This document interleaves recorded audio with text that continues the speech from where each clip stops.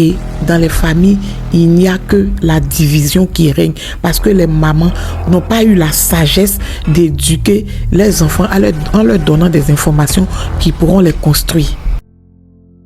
Bienvenue à mon Best Coach, votre émission d'amour, d'écoute et de complicité. Aujourd'hui, je vais vous parler des causes du déséquilibre chez les enfants adolescents. Et notre personnage biblique, ce sera Agar et son fils Ismaël. Agar, c'était la servante de Sarah qui avait eu un enfant avec Abraham. À un moment donné, Sarah a été mécontente de Agar et elle a demandé à son mari de sortir Agar de leur vie, de leur maison. Et c'est comme ça que Abraham, au départ, ne voulait pas. Mais le Saint-Esprit, le Seigneur l'a convaincu et il a sorti Agar de la maison. Il lui a donné ce qu'il devait lui donner, de l'eau et tout ce dont elle aurait besoin sur le chemin. Et il lui a demandé de partir. Agar est parti et arrivé dans le désert. La Bible dit que son fils en manquait d'eau. Parti dans Genèse 21, versets 15 à 16. La Bible dit, quand l'eau de l'outre fut épuisée, elle laissa l'enfant sous un buisson et alla s'asseoir non loin de là, à la distance d'une portée de flèche. Elle se disait, je ne veux pas voir mourir l'enfant. Elle s'assit non loin de là, elle éleva la voix et pleura. Alors, aujourd'hui, je vais parler de l'attitude de sagesse que Agar a eue. La Bible dit que, à un moment donné, dans le désert, Agar a eu des manques. Il n'y avait pas d'eau. Je suppose aussi qu'il n'y avait pas de nourriture pour nourrir son enfant. Elle avait des besoins. Elle était dans une souffrance où, même pour avoir de l'eau pour donner à son enfant, c'était difficile. Mais la Bible dit que, dans ses douleurs, dans ses pleurs, elle a décidé de s'éloigner de son fils pour aller pleurer, pour ne pas voir son fils mourir. Pourquoi j'ai pris ce passage-là? C'est l'attitude de Agar qui m'a vraiment arrêtée. Je me suis dit, mais normalement, cette dame devait être amère au point de vouloir même faire subir sa souffrance à son fils. Mais elle a eu la sagesse de s'éloigner de son fils pour aller pleurer, pour aller se libérer, pour aller crier à Dieu. Elle a décidé de s'éloigner pour ne pas que son fils la voie pleurer, pour ne pas qu'elle-même voie son fils en train de souffrir. C'est-à-dire qu'elle a épargné son fils de ses douleurs. Elle s'est retirée pour aller pleurer, crier à Dieu. Je le dis parce que aujourd'hui, il y a dans des familles certains enfants qui ont des comportements de rébellion parce que ils ont vu certaines choses, parce qu'ils ont reçu certaines informations venant de leur maman, de leurs parents ou bien de leur famille. Agar aurait pu dire à pleurer devant Ismaël et dire des paroles, c'est-à-dire que sortir tout ce qu'elle avait comme douleur de son cœur dans son cœur devant son fils. Mais elle a pris la décision.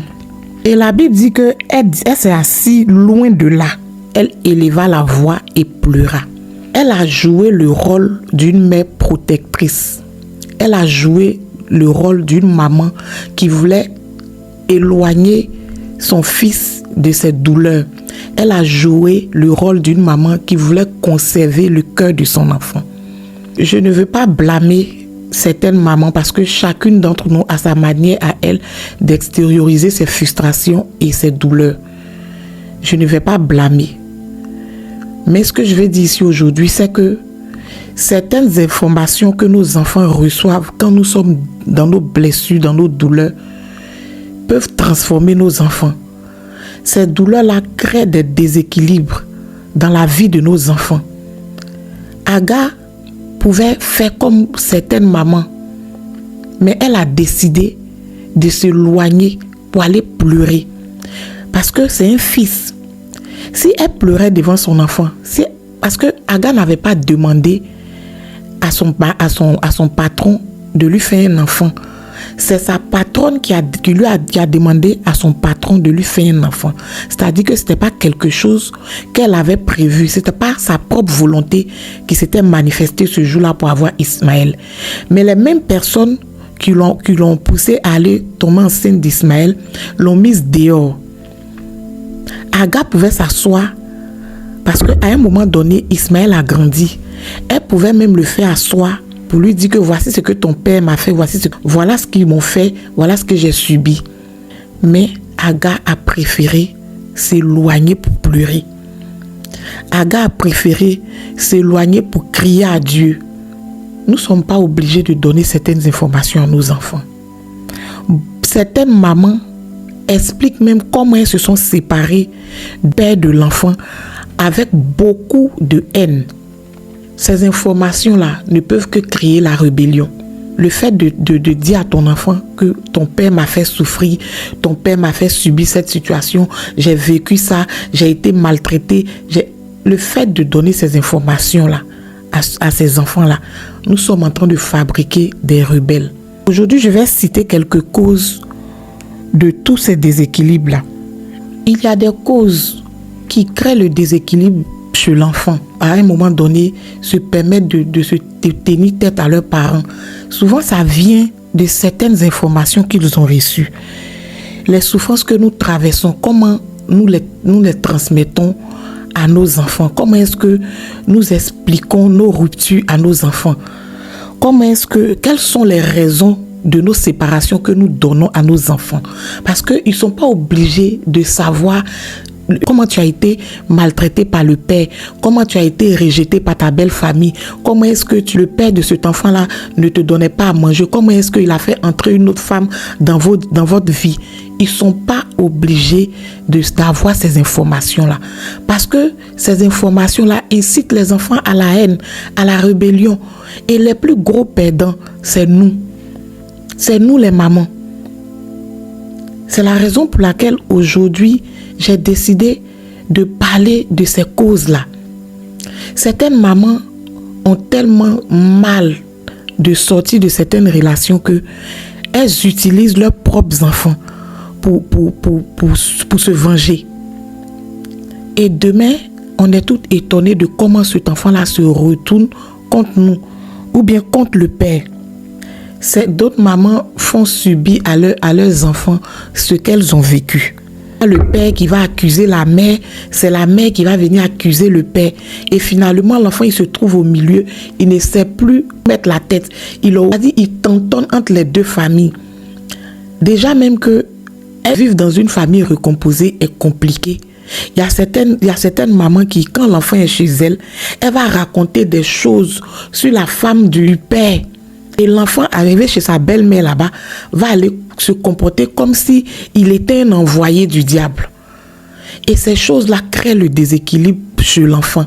J'ai pris l'exemple d'Agar parce que Agar avait une très bonne raison de monter son fils Ismaël.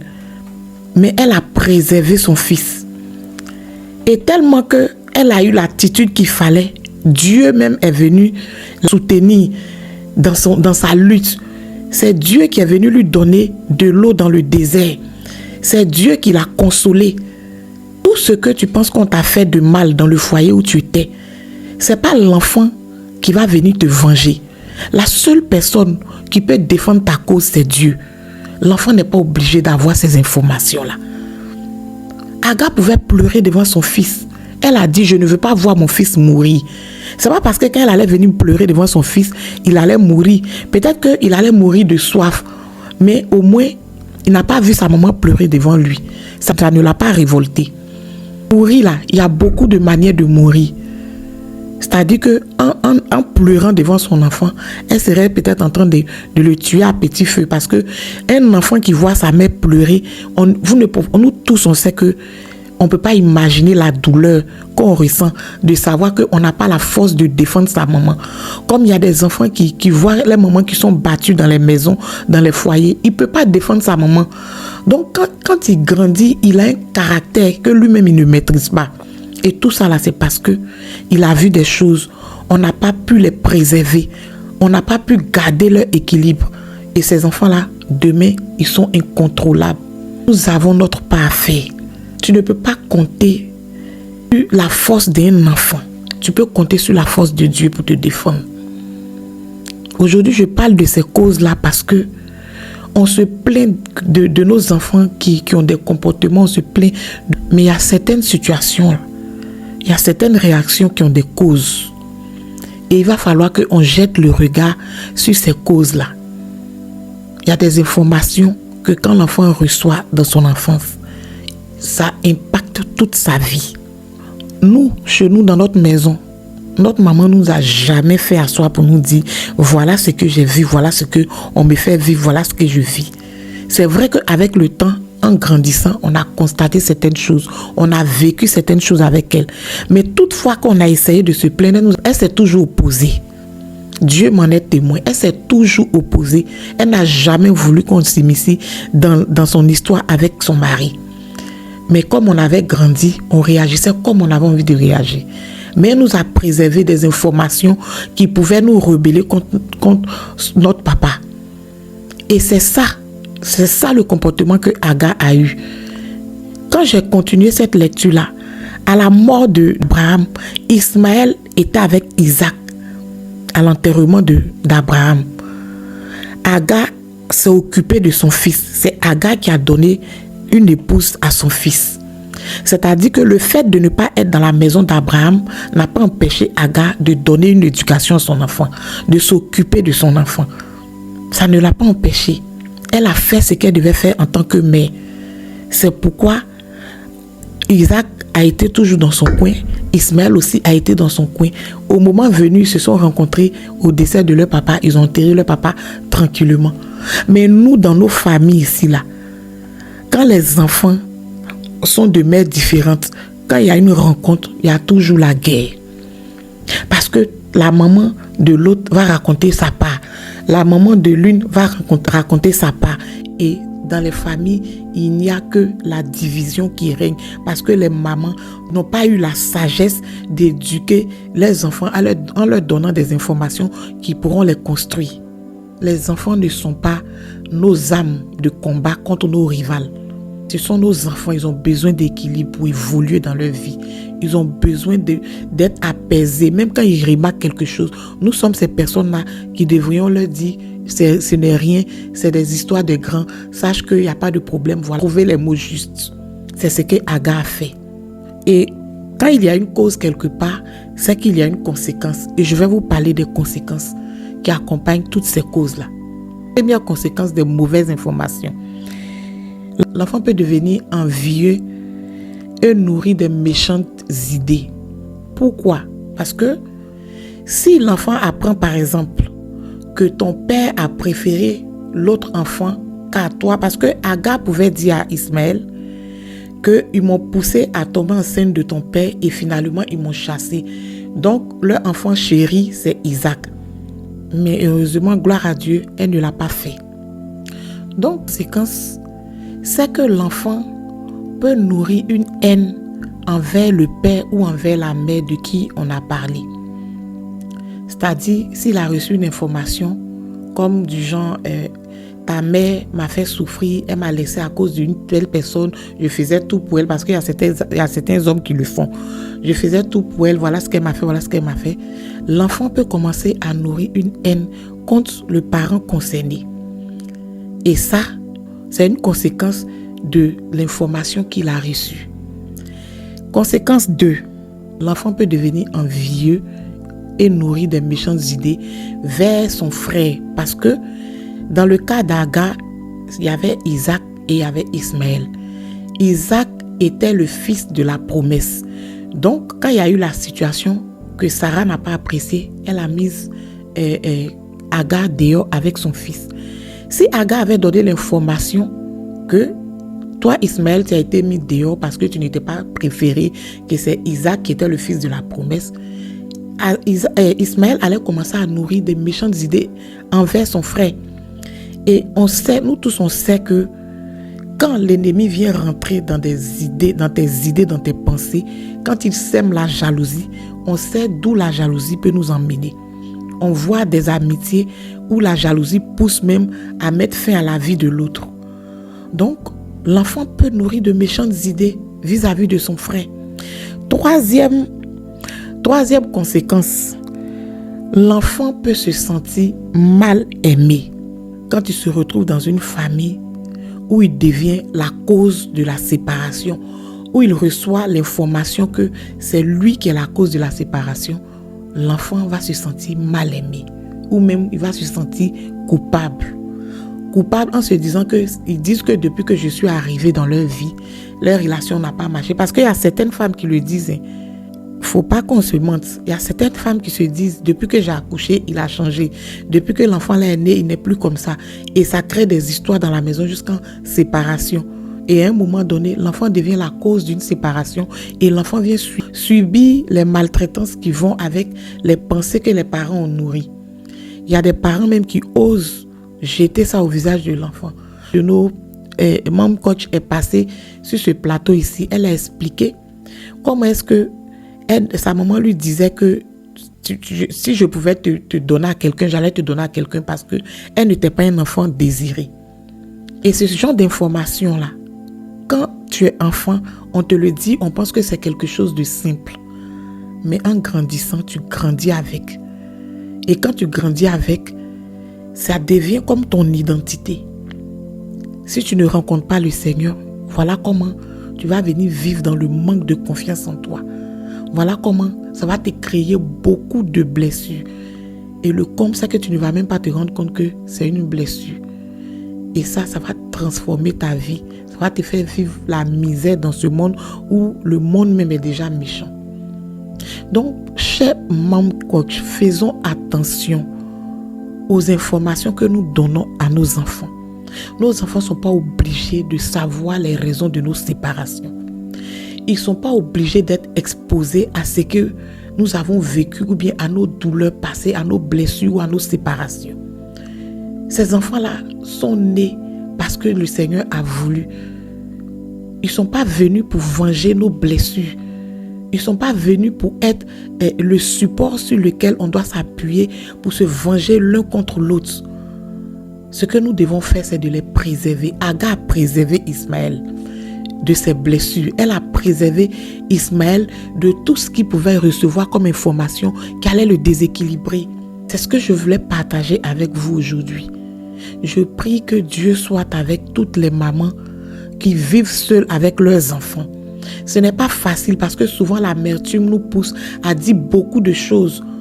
Souvent l'amertume nous pousse à réagir à un point même qu'on n'arrive pas à contrôler. Je comprends, j'entends bien comment c'est difficile de s'occuper seul d'un enfant.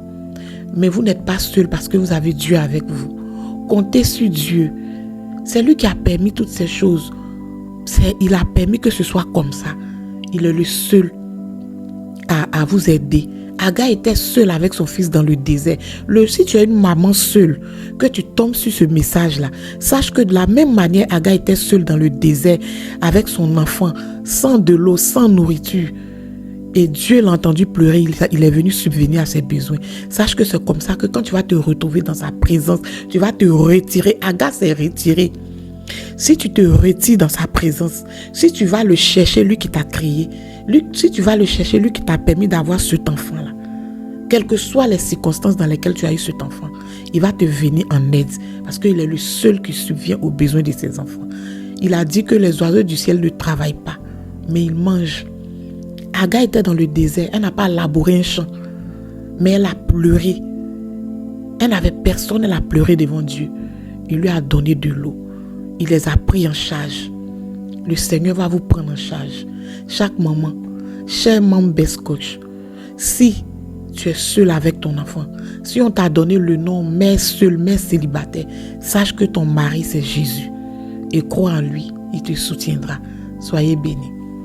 Dans cette vidéo, nous parlons de pourquoi un enfant ne doit pas devenir le soutien émotionnel de ses parents, comment certaines confidences peuvent favoriser la rébellion dès le plus jeune âge, l'importance de protéger le cœur de nos enfants et pourquoi nous devons compter sur la force de Dieu plutôt que sur nos enfants. Un enfant a besoin d'être aimé, guidé et protégé. Il n'a pas été créé pour porter les blessures, les responsabilités ou les combats émotionnels des adultes. Lorsque chacun reste à sa place, l'enfant peut grandir avec plus de sécurité de stabilité et de confiance.